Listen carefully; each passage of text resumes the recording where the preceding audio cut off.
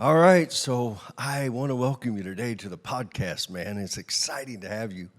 I love walking with you. We have some people here in the building with me, and I love that. I love the interaction. Yeah, give me some noise in here. Maybe you can give me a little noise out there too, man. But I um, I know right now that you can't talk leadership without talking relationships, and relationships are so powerful. And I have so much I want to talk to you about, but I promise this is only going to go about 20, 25 minutes. And then if you want to get more, you can figure out how to get in and get more. But, man, in relationships, would you agree with me that they're powerful, they're exciting, but they also can be painful? And when you study leaders that really succeed and really win, you would think it would be money and strategy and all these things. And by the way, they're important. They really do matter. But it is amazing that one of the things that you find out about leaders who win and they grow and they keep growing, and they not only grow themselves, but they grow other people, is their ability to deal with pain. Pain. I think you would agree with me that finances can be painful. I think you would agree with me that sometimes strategies and product launches can be very painful. But I think people can be very painful. And in your life, some of you have actually given up on your dream because you went, you know what? This thing with the relationships are just so painful. It always amazes me because in life, I know people that continually go for further education in their lives, continuing education. Have you ever, like me, I've never taken cooking classes, but I mean, that sounds like fun, you know? But people take cooking classes. People, they take computer training classes. They have iPhone classes that you can take and get continuing as education. We get golf and tennis. We get running lessons. Some of y'all take running books right now, and we think you just get out and start running around. Some of you are big into bicycling, and you continually increase your education. And so I just want to ask you today, are you continuing your education in people? In people. If you want to grow your relationships with people, if you want to have more relational clout in your leadership, I want to encourage you to get these 5 things in your heart. Now, we're going to talk more about these at a later date, but I just want to give the backdrop for you to begin to start thinking about on my sales team, on my recruiting team, on my development team. Am I really working on relationships? If you want your relationships to grow, if you want to have more powerful, more influence in your people's lives that you're leading, that you're building, man, I would encourage you, get these 5 things. Number 1, people that build great relationships and have their relationship influence keep increasing, they're always other focused. They're always looking at other people. What are they going through? What do they want? What are they dealing with? What challenges do they have at work? What challenges do they have in their life? Now, you got to be cautious because you don't want to be sticking your head into somebody's life where you have not yet earned the right to be asking the questions. You know what I'm talking about, just people that sometimes are nosy. They just want to know because they want to know. And then there are other people that want to know, not because they want to know to tell others, but they want to know because they care. And they want to walk with you. They want to listen to you.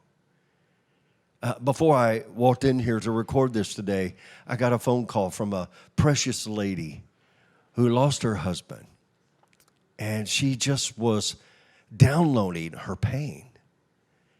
And it was such a privilege for me to take a moment out of my life, as busy as I was, to slow down enough to listen to this amazing lady's story. The pain. The pain of not only being without her spouse, but the pain of watching her children go through this. And so I'm not trying to be morbid. I'm just letting you know that when you're other people focused, you always seek to understand. The judgmentalism that is in so many of our hearts we just kind of let it go and we start listening. The other thing is that we're thinking about other people's success. That's the second thing. Not only do I care about you, but I care about what you care about. I care about the accomplishments you want to have in life. I care about what success means to you. I want to know what winning really looks like for you. What does winning look like for you? Not just for the person. Can I tell you, I've had people in my life that have cared about me, but they didn't help me. I'm going to let that sit there for a second. In your life, who do you have in your life right now that not only cares about you as a person, but they care about the things you care about? They care about what matters to you. They care about your gifting. They care about where you are right now. As I talked to this amazing lady, she was just saying, is there a life for me now? And by the way, I just got a text from another person saying, after these mistakes in my life, is there a future? And isn't it amazing that you and I as leaders can let people know that no matter the messes and the mistakes of yesterday, that their greatest victories can be in front of them? Wow. Zig Ziglar changed my life when he said, if you'll help enough other people get what they want, you can have what you want. Now, leaders, I just want to caution you because that sounds so simple. It sounds so simple to go, well, what do you want? And it's easy to ask people what they want, but what I've discovered in life is that a lot of people, they want, but it's not really focused want. What do you want? What do you want your life to be? Then, what's so powerful about that is now I can help. I can help. I can help other people succeed. Leaders, my name's Tim. Let me just chat with you for a second. Don't ever believe that you are going to make somebody successful, because you can't do that. You can only give people two things, and that's an opportunity and an example. But if you will step up and begin to listen to what people want, it'll change everything in your life. The third thing I want to encourage you to do is treat people with value. Treat people with value. Come on, isn't it true? You can know whether somebody's just transacting you, they're there because they want something from you. And by the way, we've all been hurt by that, but let's get past it. I want you to know when you value what they value. Do you see their value in them before they see it in themselves? Do you treat them the way they're behaving and acting and performing right now? Or do you treat them the way you know deep in their soul and in your soul they can perform? Isn't it amazing that when we treat people with value, even when they don't understand their value, that gives us the privilege to start bringing that value out of them? Wow. By the way, this is not only for the leader, but this is for the people that are the emerging leaders. What destroys cultures and organizations is when people begin to devalue one another. It destroys marriages. It destroys families. It destroys companies. It destroys teams. Once you start devaluing one another, wow. You don't ever get unity and you don't ever get power. You don't get power. The fourth thing is respect. Man, you don't have to have a college education to know when you are not being respected. One of the greatest ways we can respect people is listen to them. Look them in the eye and listen to their story. Isn't it interesting? A lot of times when we listen to people, we don't really listen to understand. We don't really listen to hear their story. We listen because we can't wait when they stop talking so we can start talking. Man, when you respect somebody, it is one of the greatest ways that you can increase the self-esteem of people around you. Do you know how many people in this world right now just do not feel respected? They don't feel honored. They don't feel in their soul that anybody really appreciates them. So when we respect, we not only want to do it with words, we want to do it with our actions. And I think you would agree with me, leaders. Let me tell you something you already know, that actions speak way louder than words. Isn't it amazing that when you respect somebody, when you value them, when you appreciate them, you actually cause their performance to go to a whole nother level? This is the great thing that teammates and coaches do for their leaders and for the people that they're leading, is they bring out something in them that they did not even know was in them. They bring out a whole nother level of performance and thinking and creativity. Who am I talking to right now that you don't know your value and you don't respect yourself, and yet you want other people to respect you? Nothing breaks my heart more than to see people who do not respect themselves. As you begin to respect yourself, then you can begin to respect others, and people will begin to respect you. What gift, what are you and I leaving and depositing in people's lives that, man, they're so grateful because they feel respected and honored? Big. The fifth thing is mentoring and coaching. Coaching is when you help somebody get better at their skill, what they do. Mentoring is when you help them get better at who they are. When we help people expand their potential, when we help them see their potential and then stretch into that potential. What is it right now that maybe you've already succeeded at in life and you've already won and you're standing there and going, okay, now what's next for me? I'll tell you, your greatest successes, your greatest wins, your greatest purpose is in front of you. Matter of fact, I believe this, that right now every one of you have been going through what you're going through to prepare you for what you're supposed to do now. Wow. Some of you think setbacks mean that you're a failure, or because life changes and you get in these transformations. You know what I'm talking about. That day when you wake up and everything's the same and everything's changed. You no longer go to the same place you always went before.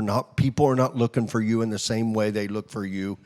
By the way, I have integrity when I talk about this, because I had an organization and I had 500 employees and I had an office and I drove in the back and I would walk into my office and one day we changed it all. And I had to realize that day that everything I had done at that point was preparing me for the destiny I had on my life. But so many of us feel like when those things are taken away, that loss of job, that transformation, that transition that people are in, that reorganization, well, what happened to me? Sometimes God has to allow us to lose the thing that we value so much to get us into the thing that He values more. Will you let it happen?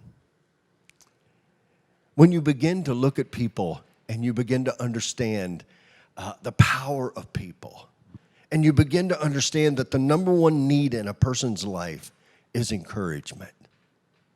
Encouragement. How can I encourage people? By inspiring them. Inspire people. Seeing them what they cannot see in themselves. Actually, make them a little nervous when you're around them. Seeing them what they cannot see in themselves. My wife was just telling me, she just got done, and I hope if you don't have them, if you're listening, I hope you'll order some for yourself or your kids, because she just got done writing these children's books that, in all openness, I'm going to take a little credit, okay? She's written a lot of other books. But I said, baby, you've got a gift to speak to children. Will you please write these books with kids and tie in all the animals that we have at the ranch? And man, she just got a call and a text from somebody today that says, my kids put on their little G5 shirts, and they come in, and there's a mosquito in the book called Milton, and they all bring out their shirts and sit down and read the book. And I don't know about you, but I read books as a kid, and it made my imagination go through the roof. Wow, I remember how she fought. I don't have that gift.